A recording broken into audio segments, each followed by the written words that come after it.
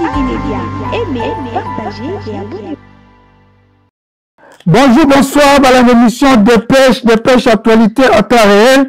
Dépêche les amis d'émission où la radio information à temps réel dans le système Kagaya Buka Lelo, Lamba Lelo, Lia Lelo. Dépêche les a toujours présenté dans la mission de aspect spirituel de Peto, dans notre Pena Molimo.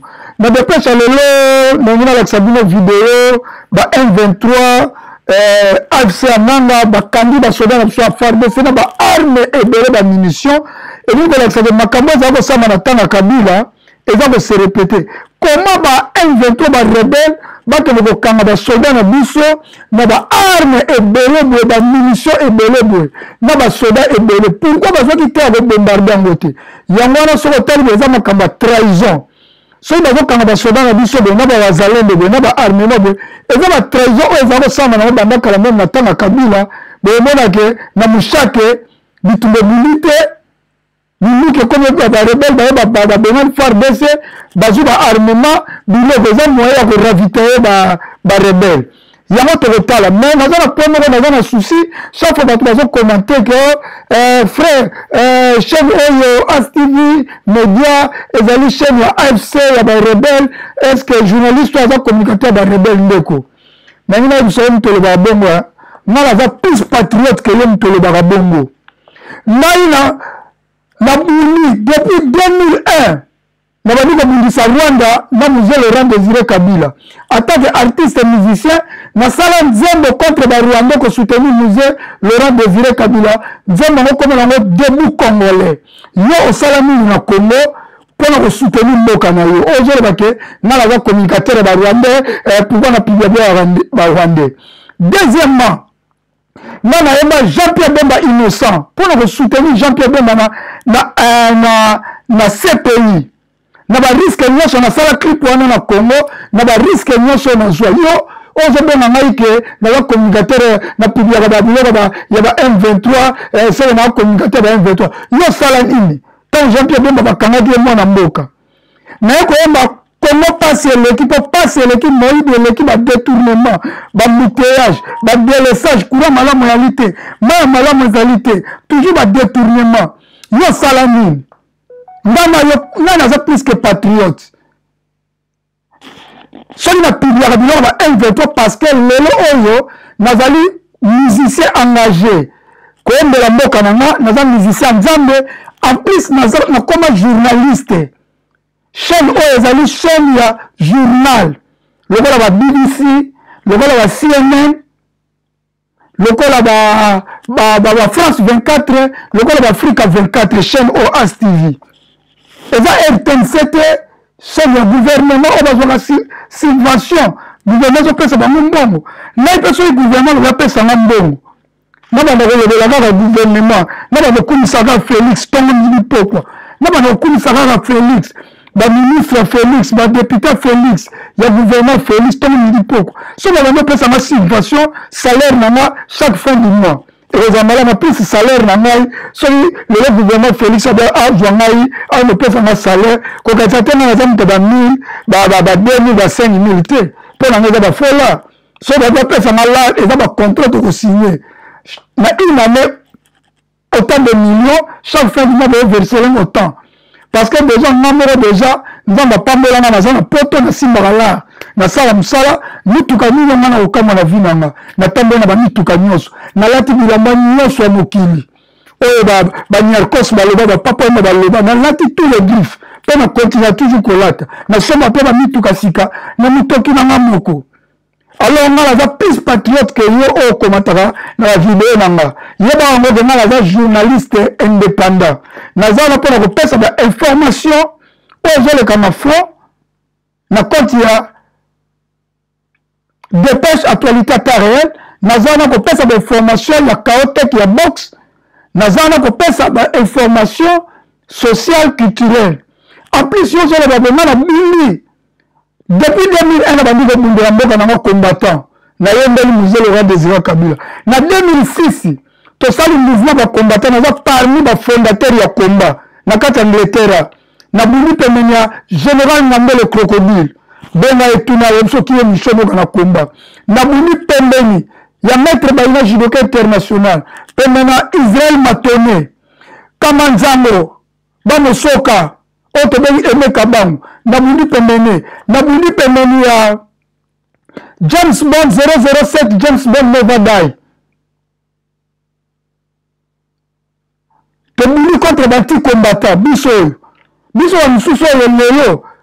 Celui Félix a le pouvoir pour biso tobundi pendant 20 ans. Kabila fragilisé. N'a cédé pouvoir, n'a Félix Tshisekedi. Mais biso tant Kabila a le pouvoir, n'a eu son na ministre Kabila. N'a ministre Kabila. Mais va proposer combien de fois la ministre Kabila, n'a la gouverneur, même la province non pour la Kabila, na boya, parce que non qu'on a ngai. Avec que lié mais ça moro na Kabila. Avec que vendre na Kabila na sanzete, non qu'on a propre. Leka maman na que son nom repose en paix. Général Kouchwa Koufa. Non qu'on a ngai. Tozaki na ba guerre pour nous on a côté à pouvoir non azaki contre pouvoir chaque fois que ça na de micho yo ya qui combattant yo qui combattant ya ka awa on va travailler na PPRD pas à la ville que soit un Joseph que on a nevé na PC poste Joseph na pesa ma mais biso toi di ba vrai patriote pour la moka même si tu vois toi un vrai patriote il faut la qui ça. Et là, on a dit le départ d'Anguna Mayo. Si on a mis la bombe de la ville, on a mis sur le M23, il faut voir, et là, on a dit le départ d'Anguna Mayo. Alors, il y a un peu de bombe et souka. Sur le lieu du Moutouté que le baraté. Pour nous, on a pour la Mboko. Tu sacrifies la vie dans le Congo. Peut-être continuer de sacrifier la vie dans le Congo. Il y a dans l'Est plus de 10 millions de morts occupés. Il y a des gens qui sont racontés. L'homme des alliés, bassé à combat, zone rouge.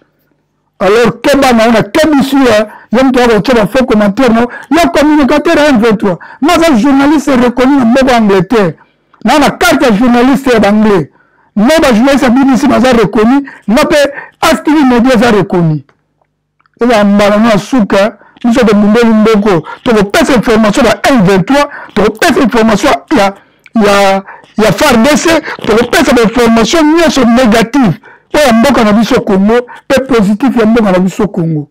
Que Dieu protège notre pays, la RDC. Nasukiwana. Tout dans la vidéo, M23 ne va pas capturer, M23 va candidat soda na biso na ba armement. Tolanda.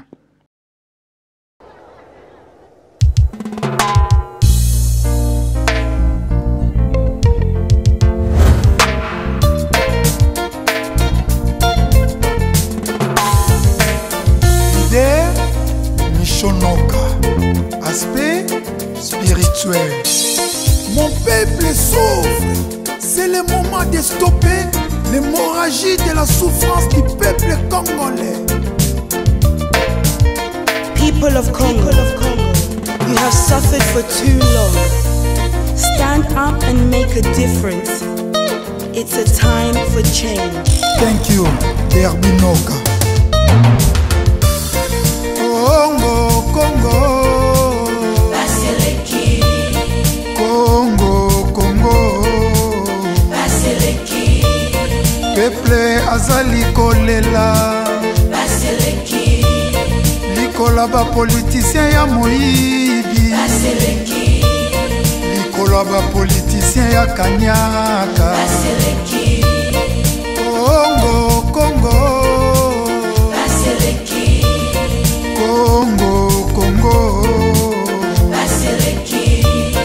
Peuple azali kolela Baseleki. Likola ba politicien ya moyibi Molisa Monitou.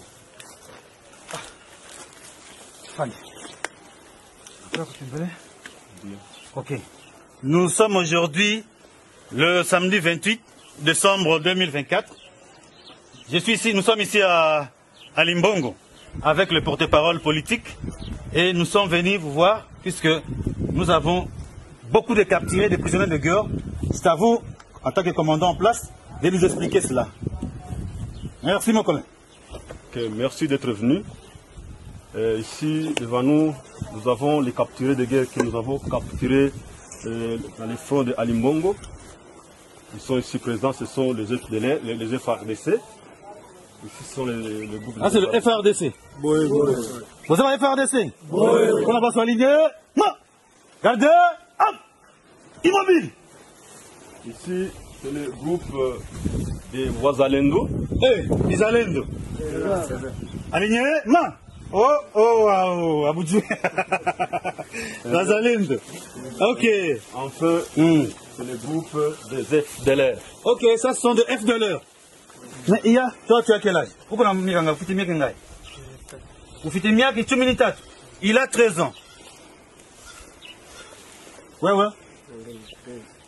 Le gouvernement travaille avec ces gens. Voilà tout pour la présentation. Merci beaucoup, mon colonel.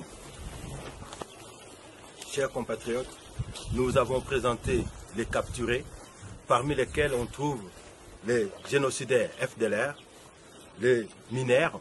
Ainsi, nous interpellons la communauté internationale du soutien de la MONUSCO et toutes les forces étrangères à cette coalition qui tue nos populations.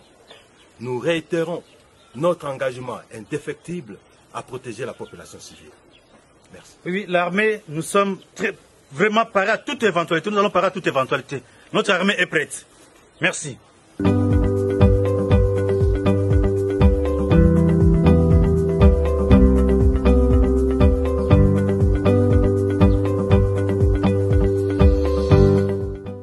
Bon, merci Bolandi, atabino mo makamba bo siko to l'accent na peuple té. To bomba. Nous sommes des journalistes, des paparazzi. Nous sommes pour informer le peuple. Et là, les journalistes, nous sommes des spécialistes en matin du tout. Nous sommes spécialistes en aboy. Nous sommes spécialistes en aboy. Si nous makamba boy, comment force gouvernementale, FARDC, armée régulière biso, comment va inventer un robot de bango, il y a un armement sophistiqué bongo. Et là, qu'est-ce que nous avons ça na Série Kabila, et allez moyen pour ravitailler ma rebelle, ma traître bazana quatre armées, ma technique là, ma sali farmer sa quoi na miscat, ma moto minuki, et allons ça na tanga Kabila, le même jour minuki ils ont un aéroport ils ont quitté la mouchake, ton aéroport à Goma, ton wapi, au moins na tout, ma rebelle basi ma moto la vie déjà aéroport, minuki tanga quitté ma rebelle bazui. Comment faut ma ko zo minuki bele bongo? Pourquoi tant bazo qui m'a bombardé ta mindu qui wana te ezali wa benaka kaka na kata Kinshasa kaka na armée FARDC bazo ko ravitailler ba rebelle ba ko ba mindu ke ba tel air mindu ke za armée za telle place ba teki pla ba rebelle ba cercle FARDC na biscat bazu si ko so to pesa information de communicateur M23 futangani so na ba communicateur M23 ke mamona na ozalana bango ndenge ba misusu ba kei. Nous sommes des patriotes. Et puis nous sommes des journalistes indépendants. Nous avons des subventions à l'État. Nous avons des soucis à l'Angaï. Nous avons des soucis à l'Angaï. Nous avons des commentaires. Pour les soucis nous avons des dépêches. Nous avons des missions aspect spirituel. Nous avons des bye bye.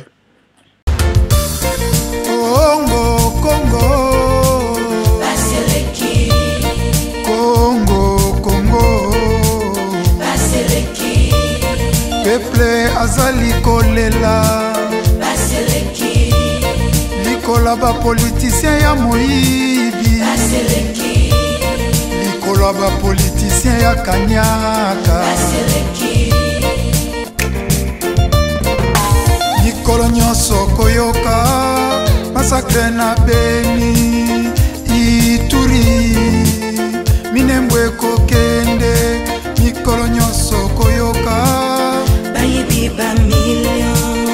Namboka Andela ezate Dele sage Miami Koba Peuple azali kolela Baseleki